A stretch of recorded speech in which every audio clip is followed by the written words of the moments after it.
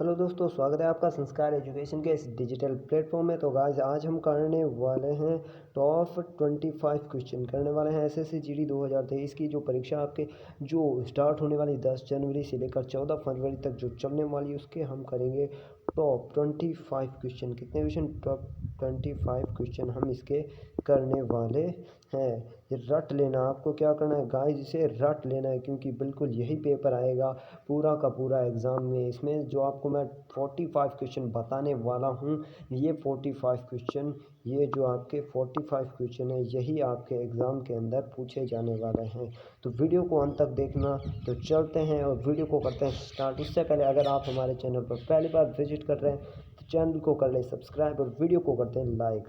तो चलते हैं अपने फर्स्ट क्वेश्चन की ओर। तो हमारा फर्स्ट क्वेश्चन आता है, उस वक्र का नाम बताइए। उस वक्र का नाम बताइए जो विक्रेता द्वारा दिए गए मूल्य पर मूल्य स्तर पर बेचने की इच्छा रखने वाले उत्पादों की मात्रा को दर्शाता है। ऑप्शन ए मांग वक्र, ऑप्शन बी लागत वक्र, ऑप्शन सी आवर्ती वक्र या ऑप्शन डी इनमें से कोई नहीं। तो इसमें सही आंसर हो जाएगा आपका मांग वक्र। क्या हो जाएगा? सही आंसर हो जाएगा आपका मांग वक्र। तो चलते हैं नेक्स्ट क्वेश्चन की ओर। नेक्स्ट क्वेश्चन है आपका, सिख सेना क्या कहलाती हैं? सिख आर्मी वॉज कॉल्ड, यानी सिख सेना है वो क्या कहलाती है? अकाली, सिंह दली, खालसा या फिर गुरुद्वारा? इसे कहते हैं खालसा। वो कहते हैं ना, युद्ध में जो सिख होते हैं वो लड़ते हैं, वाहि गुरु दा खालसा वाहि गुरु दी फतेह, यानी वाहि गुरु जी की सेना, वाहि गुरु जी की सेना यानी हो गया आपका खालसा। चलते हैं नेक्स्ट क्वेश्चन की ओर। नेक्स्ट क्वेश्चन कहता है, अर्थव्यवस्था में श्रम आपूर्ति निर्भर करती हैं। जो अर्थव्यवस्था होती हैं उसमें श्रम की आपूर्ति निर्भर करती हैं जनसंख्या पर, राष्ट्रीय आय पर, प्रति व्यक्ति आय पर या प्राकृतिक संसाधनों पर? किस पर? जनसंख्या पर, राष्ट्रीय आय पर या फिर प्रति व्यक्ति आय पर या प्राकृतिक संसाधनों पर? तो इसका सही आंसर हो जाएगा आपके जनसंख्या यानी पॉपुलेशन पर डिपेंड करती हैं। उसके बाद में चलते हैं अपने नेक्स्ट क्वेश्चन पर। नेक्स्ट क्वेश्चन क्या आता है? नेक्स्ट क्वेश्चन आता है, पूंजीवादी अर्थव्यवस्था की मुख्य विशेषता बताइए। पूंजीवादी जो अर्थव्यवस्था है उसकी मुख्य विशेषता क्या क्या हैं? प्रशासनिक कीमतें, सार्वजनिक स्वामित्व, आर्थिक योजना या निजी स्वामित्व? यानी पूंजीवादी अर्थव्यवस्था होती है उसमें किसका होगा? प्राइवेट ओनरशिप होगी, यानी प्राइवेट ओनरशिप यानी निजी स्वामित्व होगा। उसमें एक व्यक्ति विशेष या फिर एक संस्था विशेष का उसमें वो होगी, उसी की होगी। चलते हैं नेक्स्ट क्वेश्चन की ओर। नेक्स्ट क्वेश्चन है, एक राज्य बिना के अस्तित्व में नहीं हो सकता। यानी स्टेट के नॉट एक्सिस्ट विदाउट, मतलब एक राज्य है किसके अस्तित्व के बिना नहीं रह सकता? लोकतंत्र सरकार के, संसदीय सरकार के या राष्ट्रपति सरकार के या किसी तरह की सरकार के? सम काइंड ऑफ गवर्नमेंट, यानी किसी भी तरह की सरकार हो एक राज्य में होना आवश्यक है। अगर एक राज्य के अंदर किसी भी प्रकार की अगर गवर्नमेंट नहीं होगी, यानी किसी राज्य में अगर किसी भी प्रकार की गवर्नमेंट नहीं होगी, यानी किसी भी तरह की अगर गवर्नमेंट नहीं होगी तो वो राज्य क्या होगा? अस्तित्वहीन होगा, उसका अस्तित्व नहीं होगा। उसका क्या होगा? अस्तित्व नहीं होगा। यानी उसका सही आंसर हो जाएगा किसी तरह की सरकार, सम काइंड ऑफ गवर्नमेंट। चलते हैं अपने नेक्स्ट क्वेश्चन की ओर। नेक्स्ट क्वेश्चन आता है, बिना केंद्रक के एक परिपक्व स्तनधारी कोशिका है। लिम्फोसाइट, एरिथ्रोसाइट, शुक्राणुजोज या डिम्बाणुजन कोशिका? यानी ऐसी कौन सी कोशिका है जो केंद्र के बिना केंद्र को, यानी उसके केंद्र के परिपूर्ण होने के बिना ही वो स्तनधारी कोशिका हैं? तो वो लिम्फोसाइड हैं या फिर एरिथ्रोसाइड हैं, शुक्राणुजोज हैं या फिर डिम्बाणुजन कोशिका हैं? तो इसका सही आंसर हो जाएगा आपके एरिथ्रोसाइड कोशिका। तो चलते हैं नेक्स्ट क्वेश्चन की ओर। नेक्स्ट क्वेश्चन आता है भूकंप को रिकॉर्ड करने वाले उपकरण का नाम क्या होता है। भूकंप को रिकॉर्ड करने का मतलब जो उपकरण होता है वो क्या होता है। एरेगोग्राफ, एडियोग्राफ, थर्मेग्राफ या भूकंप सूची यंत्र। तो इसका हो जाएगा सिस्मोग्राफ। भूकंप सूचक ग्रंथ यंत्र यानी सिस्मोग्राफ हो जाएगा इसका सही आंसर। तो चलते हैं नेक्स्ट क्वेश्चन की ओर। नेक्स्ट क्वेश्चन आता है आपके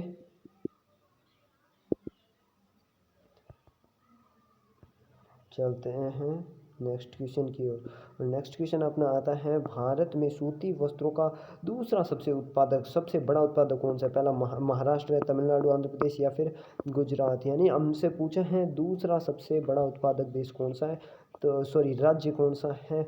the second largest producer of cotton textiles in India. तो हो जाएगा आपका गुजरात हो जाएगा इसका सही आंसर। नंबर 1 पर आता है आपका नंबर 1 पर आता है आपका महाराष्ट्र होता है, जिसमें सबसे ज़्यादा जो होता है आपकी क्या कॉटन के जो वस्त्र हैं वो बनाए जाते हैं। नंबर 1 पर कौन आ जाएगा महाराष्ट्र और नंबर 2 पर आ जाएगा आपके गुजरात। तो चलते हैं अपने नेक्स्ट क्वेश्चन की ओर।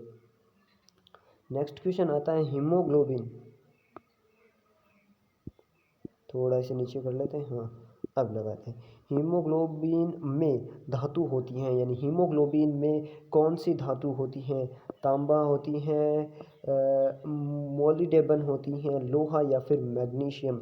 हमारे शरीर में होता है हीमोग्लोबिन, हमारे जो शरीर का खून होता है खून में होता है हीमोग्लोबिन और खून में ही होता है आयरन यानी लोहा। यानी तो इसका सही आंसर हो जाएगा आपके आयरन हो जाएगा इसका राइट आंसर। उसके बाद में अगला प्रश्न, वायु प्रदूषण का सबसे आम कारण क्या है। वायु प्रदूषण का सबसे आम कारण क्या है। Carbon dioxide, carbon monoxide, sulphur dioxide या फिर धुआं। तो हो जाएगा कार्बन मोनोऑक्साइड, यानी कार्बन मोनोऑक्साइड है वो सबसे जहरीली गैस होती हैं। तो नेक्स्ट क्वेश्चन में आते हैं। नेक्स्ट क्वेश्चन है आपका द सैटेनिक वर्सेस के लेखक कौन है। द सैटेनिक वर्सेस के लेखक कौन है। कुशल दासो, सलमान रुश्दी, राममूर्ति या फिर जॉन ग्रिम्स। तो इसके लेखक हो जाएंगे आपके सलमान रुश्दी। ये भारत के हैं लेकिन फ़िलहाल ये अमेरिका के अंदर रहते हैं और पिछले कुछ महीनों में इन पर एक अटैक भी हुआ था। और अगला क्वेश्चन देखते हैं, दूध को दही में बदलने की प्रक्रिया को कहते हैं पाश्चीकरण, वैश्वीकरण, किण्वन या अलगपन। तो इसे कहते हैं आपके किण्वन कहते हैं, इसे कहते हैं किण्वन। चलते हैं अपने नेक्स्ट क्वेश्चन की ओर। नेक्स्ट क्वेश्चन आता है अपना औद्योगिक क्रांति के कारण क्या हुआ। यानी औद्योगिक क्रांति हुई थी, इंडस्ट्रियल रिवोल्यूशन हुई थी, उसके कारण the industrial revolution has led to, यानी उसके कारण क्या हुआ था, वनों का संरक्षण हुआ, बढ़ा प्रदूषण यानी इंक्रीज पॉल्यूशन, वन्य जीवों का संरक्षण हुआ या पारिस्थितिक संतुलन हुआ। यानी कुछ भी नहीं हुआ, सिर्फ एक ही हुआ, वो हुआ था आपके प्रदूषण में इंक्रीज, यानी पॉल्यूशन में क्या हुआ था इंक्रीजमेंट हुआ था। यानी पॉल्यूशन था प्रदूषण था उसमें हो गया था इंक्रीज। चलते हैं अपने नेक्स्ट क्वेश्चन में। नेक्स्ट क्वेश्चन आता है जीवाश्म जीवों की आयु की गणना करने की तकनीकी हैं। यानी जो जीवाश्म होते हैं जो हमें कहीं से जीवाश्म ईंधन प्राप्त होते हैं उनसे हम जो जीव होता है उसकी आयु की गणना करते हैं। वो किसके कारण होती हैं, रेडियो कार्बन डेटिंग के कारण या इलेक्ट्रोप्रोन के कारण, वार्षिक छल्लों की गिनती के कारण या फिर माइक्रो परिचालन के कारण। तो इसका हो जाएगा आपके इसका सही आंसर हो जाएगा आपके रेडियो कार्बन डेटिंग के कारण। चलते हैं अपने नेक्स्ट क्वेश्चन के कारण। नेक्स्ट क्वेश्चन पर, कंबोज बीज ऐसे बीज होते हैं जिनमें, यानी कंबोज द्वीप कैसे बीज होते हैं और जिनमें क्या चीज़ होती हैं। तो देखते पर ही हमें पता चलेगा कि इसके अंदर क्या होती है। लंबे बाल होते हैं, पंख होते हैं, कई बाल होते हैं या फिर हुक्स होते हैं। यानी कंबोज बीज होते हैं उनके जो बाल होते हैं वो लंबे होते हैं। उसके बाद में नेक्स्ट क्वेश्चन है, वायु में ध्वनि का वेग निर्भर नहीं करता, यानी वायु में जो ध्वनि का वेग है वो किस पर निर्भर नहीं करता है?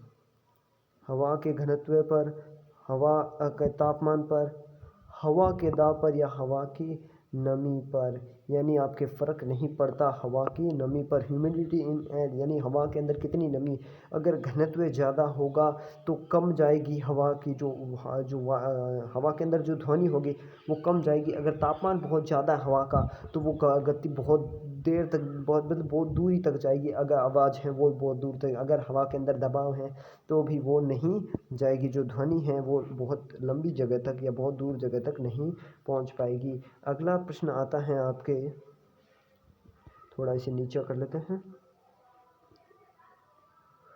उपयोगकर्ताओं को खानों तक पहुंचाने और बिल का भुगतान करने की अनुमति कौन देता है? यानी जो उपयोगकर्ताओं को खानों तक पहुंचने और बिलों का भुगतान करने की अनुमति कौन देता है? दूर शिक्षण, ऑनलाइन बैंकिंग, ई कॉमर्स या मल्टीमीडिया। तो इसकी अनुमति देता है आपके ई कॉमर्स प्लेटफॉर्म्स। तो चलते हैं नेक्स्ट क्वेश्चन पर। C6H14 का अगला उच्च समरूप होगा, मतलब C6H14 है उसका अगला रूप क्या होगा? C7H12, C7H14, C7H12, C6H12 या C7H16। तो इसका होगा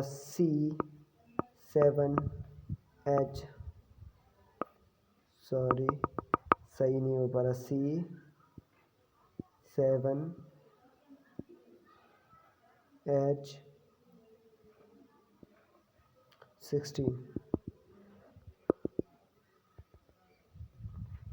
थोड़ा नीचे कर लेते हैं और चलते हैं अपने नेक्स्ट क्वेश्चन पर। नेक्स्ट क्वेश्चन क्या आता है? नाइट्रोजन सभी ऑक्सीकरण अवस्थाओं में से लेकर विभिन्न प्रकारों के यौगिक बनाती हैं। कैसे?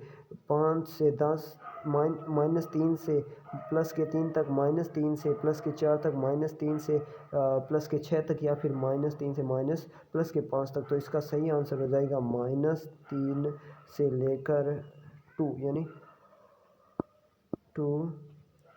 थोड़ा हमारा जो पेन है वो आपके सही नहीं चल रहा, पेन फिर भी नहीं चला, लेकिन कोई नहीं, आपको यहीं पर दिखा देते हैं कि यहाँ पर होगा -3 2 +3। चलते हैं अपने नेक्स्ट क्वेश्चन की ओर। नेक्स्ट क्वेश्चन आता है, किसी विशेष अवधि के लिए रखी गई जमा राशि को कहते हैं बचत जमा, चालू जमा, मियादी जमा या आवर्त जमा। तो उसे कहते हैं टाइम डिपॉजिट, मियादी जमा। तो चलते हैं अपने नेक्स्ट क्वेश्चन की ओर। दल रहित लोकतंत्र किसके द्वारा प्रस्तावित किया गया था? जयनारायण व्यास, मोरारजी देसाई, ज्योति बसु या फिर विनोबा भावे। तो ये किया गया था आपके जयप्रकाश नारायण के द्वारा। और विनोबा भावे पहले व्यक्ति हैं जिन्हें मेगल रैंक पुरस्कार दिया गया था।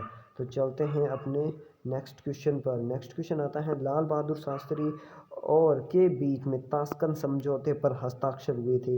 यह लाल बहादुर शास्त्री के साथ में कौन था जिसका ताशकंद समझौते पर हस्ताक्षर हुए थे?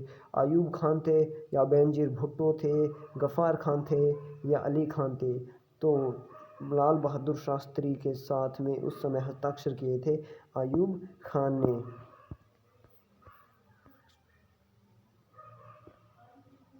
ऑस्ट्रेलियाई गर्मी में क्रिसमस क्यों मनाते हैं? जो ऑस्ट्रेलियाई हैं वो गर्मी में क्रिसमस क्यों मनाते हैं?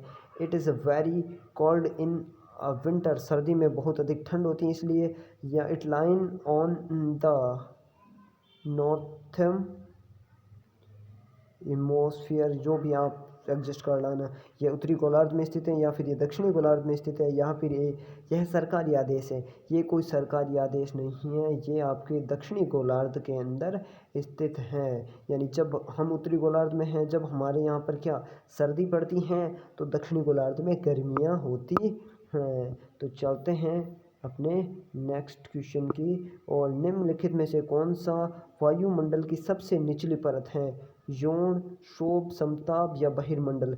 तो यौन तो कोई क्षेत्र होता नहीं, ये तो आपके पहले कट गए। बहिर्मंडल बाहर का मंडल, और समताप मंडल होता है, पहले होता है शोभ मंडल, पहले होता है शोभ मंडल, उसके बाद समताप मंडल, सबसे नीचे सॉरी सबसे नीचे सौर मंडल, उसके बाद समताप मंडल, उसके बाद मध्य मंडल, उसके बाद आयन मंडल, और सबसे ऊपर होता है आपका बहिर्मंडल। चलते हैं अपने नेक्स्ट क्वेश्चन की ओर। हड़प्पा मोहरों के सबसे सामान्य प्रकार क्या हैं? वर्ग, गोल, बेलनाकार या अंडाकार? तो इसका हो जाएगा वर्गाकार। चलते हैं अपने नेक्स्ट क्वेश्चन की ओर। अब हम कर देंगे एकदम रैपिड फायर वाला। पान का पौधा क्या होता है? मतलब पान किसके पौधे से? पेड़, झाड़ी, घुमक्कड़ या बेल? यानी जो पान का पौधा होता है वो पान का पौधा क्या होता है? तो बेल होता है पान का पौधा। उसके बाद में चलते हैं नेक्स्ट क्वेश्चन। मसूड़े से खून बहने वाले व्यक्ति को किस चीज़ का सेवन जरूरी है? खट्टे भोजन का, कैरोटीन का, कोल्ड लिवर तेल का या विटामिन के का? तो उसके लिए ज़रूरी है खट्टे भोजन का सेवन करना। उसके बाद में चलते हैं अपना नेक्स्ट क्वेश्चन। मनुष्य के सामान्य हृदय की गति क्या है? 60 मिनट, 65 मिनट पर मिनट, 65 बार पर मिनट, या 72 बार, या फिर 88 बार? तो हो जाएगा आपका 72 बार। चलते हैं अपने नेक्स्ट क्वेश्चन पर। नेक्स्ट क्वेश्चन क्या कहता है? हीरे किस तत्व से बनते हैं? तांबा, कार्बन, लोहा या फिर सिलिकॉन? तो हीरे बनते हैं कार्बन से। कहते हैं ना हीरे का सबसे कठोर अपर रूप कौन सा है? तो कार्बन का।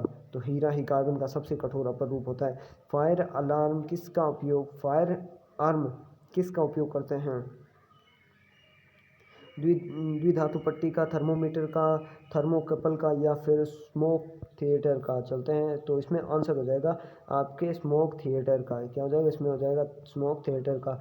उसके बाद में नेक्स्ट क्वेश्चन पर चलते हैं। तो नेक्स्ट क्वेश्चन आएगा आपका, आहार में विटामिन की कमी के कारण कौन सा रोग होता है? अंधापन होता है, घेंगा होता है, बेरी होते हैं, या फिर सूखा? अगर आयोडीन की कमी है तो आपको हो जाएगा घेंगा रोग, लेकिन हमें घेंगा रोग नहीं चाहिए।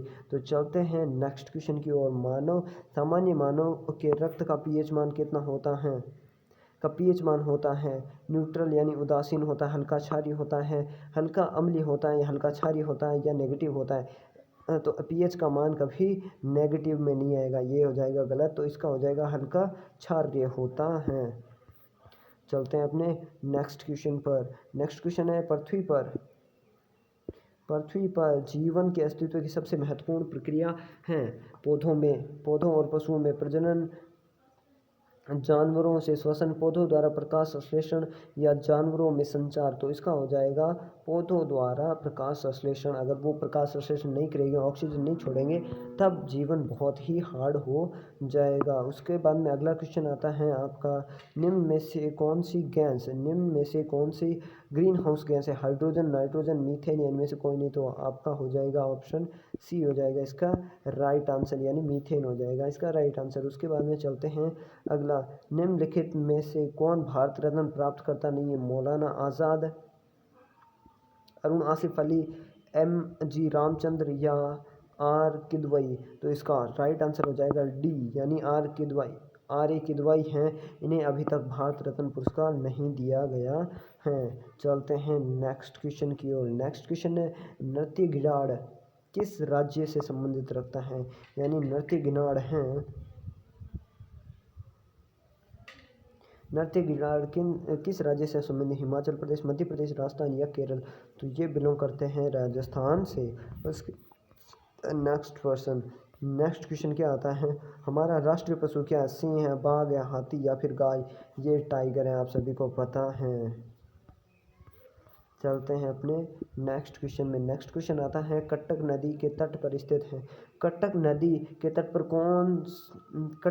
तट पर स्थित है कौन है? तापी है, महानदी है, नर्मदा है, या कटक नदी नहीं, जो कटक शहर है वो किस नदी है? ताप्ती नदी, महानदी, नर्मदा, या कावेरी? तो हो जाएगा आपका महानदी के तट पर स्थित है कटक। उसके बाद में नेक्स्ट क्वेश्चन आता है, केंद्रीय संस्कृत उत्थान संस्थान कहाँ पर स्थित है? केंद्रीय